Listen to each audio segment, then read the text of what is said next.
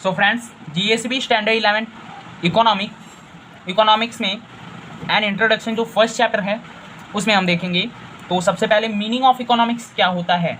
तो meaning of economics हमें इस बुक में दो वेज में समझाया गया है, एक संस्कृत लैंग्वेज में और एक ग्रीक लैंग्वेज में। तो हम वन बाय वन दोनों लैंग्वेज समझेंगे। सबसे पहले हम संस्कृत लैंग्वेज में समझते हैं। संस्कृत लैंग्वेज में इकोनॉमिक्स का मतलब अर्थशास्त्र होता है।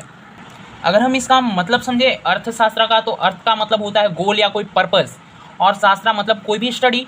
तो मतलब हम बोल सकते हैं स्टडी ऑफ बेनिफिट, क्योंकि इकोनॉमिक्स में बेनिफिट या मनी से रिलेटेड चीज़ें ही होती हैं।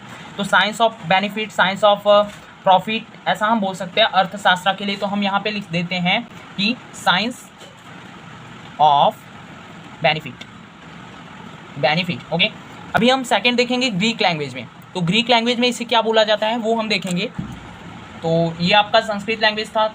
आपका ग्रीक लैंग्वेज में इसे ओइकोनोमोस बोलते हैं, ओइकोनोमोस। ओके, ओइकोनोमोस का मतलब होता है, ओइकोनोमोस से ही निकल के आया है इकोनॉमिक्स। तो ओइकोनोमोस का मतलब हम समझेंगे, जो इसका इंग्लिश मतलब होता है वो।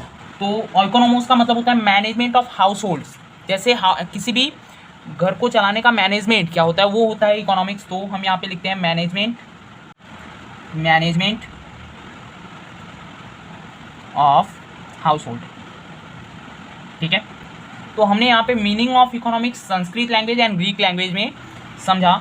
तो ग्रीक लैंग्वेज में भी हमने समझा, संस्कृत में भी, साइंस ऑफ बेनिफिट और मैनेजमेंट ऑफ हाउस होल्ड। तो ये दोनों चीज़ें आई थिंक सो आपको क्लियर होंगी। नेक्स्ट चीज़ हम नेक्स्ट पॉइंट इसका देखेंगे 1.2। ये 1.1 था एंड 1.2 देखेंगे economics in Indian thought. Indian thought में इकोनॉमिक्स क्या होता है या क्या है वो देखेंगे। तो हम देखेंगे 1.2 जो कि क्या है हमारा, economics in Indian thought. Economics in Indian thought. ठीक है, इंडियन थॉट में इकोनॉमिक्स क्या होता है वो। तो अब हम 1.2 देखते हैं इकोनॉमिक्स इन इंडियन थॉट। तो इंडियन फिलोसॉफी के हिसाब से एक मैन का 4 पर्पस होता है, पुरुषार्थ जिसे हम बोलते हैं पर्पसेस को। तो 4 पर्पसेस होते हैं, धर्म, काम, अर्थ एंड मोक्ष।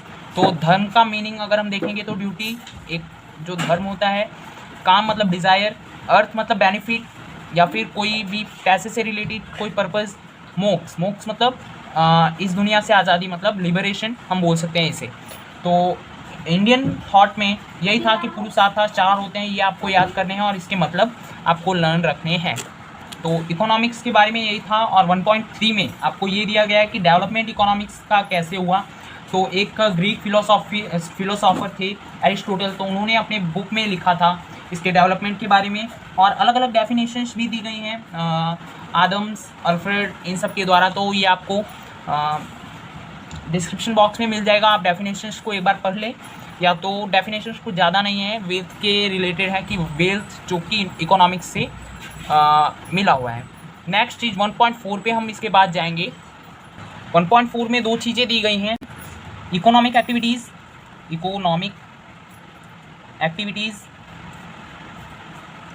तो सबसे पहले हम जानेंगे इकोनॉमिक एक्टिविटीज़ क्या होते हैं, इसके बाद हम जानेंगे नॉन इकोनॉमिक एक्टिविटीज़ क्या होती हैं।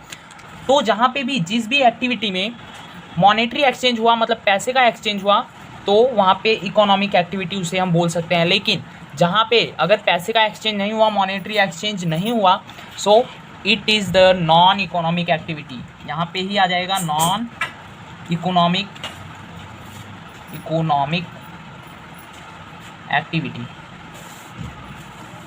एक्टिविटीज़। ठीक है, यहाँ पे मॉनेटरी एक्सचेंज होता है, यहाँ पे नहीं होता। ओके, सो यहाँ पे एक पर्पस रहता है बेनिफिट कमाने का, पैसा कमाने का, बट इधर कोई पर्पस नहीं रहता। यहाँ पे सोशल सर्विस जैसे वर्क्स होते हैं, वही नॉन इकोनॉमिक एक्टिविटीज़ कहलाते हैं। जैसे इकोनॉमिक एक्टिविटी में अगर आप कोई डॉक्टर के पास चेकअप कराने जाते हैं और वो आपसे पैसे लेता है, तो वो इकोनॉमिक एक्टिविटी होगा। बट नॉन इकोनॉमिक एक्टिविटी में अगर किसी डॉक्टर ने कैंपस लगाया, वो भी free campus, then it is non economic activity. So आपको इकोनॉमिक और नॉन इकोनॉमिक एक्टिविटीज़ में डिफरेंस तो पता चल ही गया होगा। ओके, और अगर हम देखें तो इकोनॉमिक एक्टिविटी एक तरह से ज़रूरी भी है। मॉनेटरी एक्सचेंज, अगर मॉनेटरी एक्सचेंज मतलब मनी का एक्सचेंज, मनी का एक्सचेंज, और मनी का एक्सचेंज नहीं होगा तो एक चेन जो बना हुआ है मार्केट में वो नहीं रह पाएगा और सर्वाइव करना थोड़ा मुश्किल हो जाएगा। पहले बार्टर सिस्टम से ये सारी चीज़ें होती थी, बट अभी एक मीडियम आ गया है मनी, सो मॉनेटरी एक्सचेंज होता है, उसे ही हम इकोनॉमिक एक्टिविटीज़ बोलते हैं। आपके लिए एक एक्टिविटी है जो जिससे आपका इकोनॉमिक एक्टिविटी और नॉन इकोनॉमिक एक्टिविटी का एक जो कॉन्सेप्ट है, जो आपका कॉन्सेप्ट जो पावर होता है वो आपका मजबूत होगा, स्ट्रांग होगा। सो बुक में आपके नहीं दिया है बट हम करा रहे हैं ये एक्टिविटी। इसमें आपको बताना है जो इकोनॉमिक एक्टिविटी है उसके सामने राइट एंड जो नॉन इकोनॉमिक एक्टिविटी है उसके सामने रॉन्ग करना है। सो एम्प्लॉयज़ वर्क इन फैक्ट्री, तो ये इकोनॉमिक एक्टिविटी है, यस सो क्योंकि वो पैसे ले रहे हैं, so it is economic activity.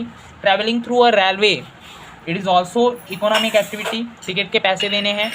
A charity works for students, charity काम कर रही है, सो ये नॉन इकोनॉमिक एक्टिविटी है, उसमें उसका खुद का कुछ नहीं है, बाकी उससे इज्जत ये सब मिलेगी, वो नॉन इकोनॉमिक एक्टिविटी में नहीं आती, इकोनॉमिक एक्टिविटी में नहीं आती, ये नॉन इकोनॉमिक एक्टिविटी है।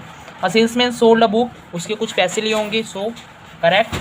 Government hospital service to public, government hospital serve करती है पब्लिक को, तो ये नॉन इकोनॉमिक एक्टिविटी है। 6 last, a paper making company, so ये इकोनॉमिक एक्टिविटी है, अगर पेपर बना के किसी को देगी तो पैसे लेने वाली है। सो इससे आपका क्लियरेंस, थोड़ा सा क्लियरेंस आपका हो गया होगा economic and non economic activity का, ये जो एक्टिविटी था इससे।